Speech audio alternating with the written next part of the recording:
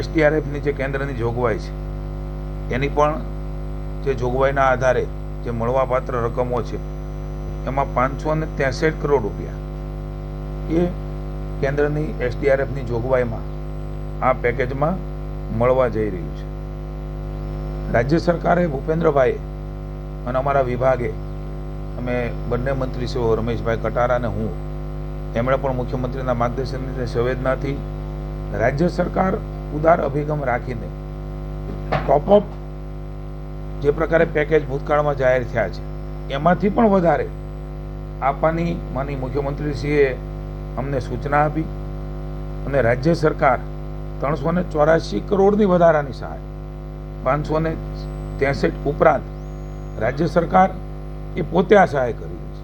એટલે કુલ મળીને 947 કરોડનું કૃષિ રાહત પેકેજ એ માનનીય મુખ્યમંત્રી ભૂપેન્દ્રભાઈના માર્ગદર્શન નીચે આ 5 જિલ્લા અને 18 તાલુકાઓ માટે ખાસ કરીને વાવથરા ત્યાં ખૂબ મોટું નુકસાન 50-60 વર્ષ સુધી આ વરસાદ નહોતો આવ્યો એવો એક ધારો વરસાદ પડી ગયો એ માનનીય મુખ્યમંત્રીએ મુલાકાત લીધી, માનનીય શંકરભાઈએ લીધી ને આપને પણ આ ધ્યાનમાં છે.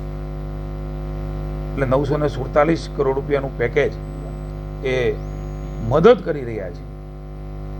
એને બેઠા કરવાનો સરકારનો પ્રયાસ છે. પુનઃ એકવાર હું આપના માધ્યમથી સમગ્ર મારા ખેડૂતોને કહું છું કે જે આ રીતે આપણે ક્યારેક સાયક્લોન જોઈએ છીએ, ક્યારેક અન્ય હોનારતો જોઈએ છીએ, એ સ્થિતિની અંદર કોરોનાની સ્થિતિ જોઈ સમગ્ર વિશ્વ નિસહાય થઈ જાય છે. કારણ કે કુદરતની થપાટે મોટી હોય છે અને કોઈ પહોંચી વળે નહીં.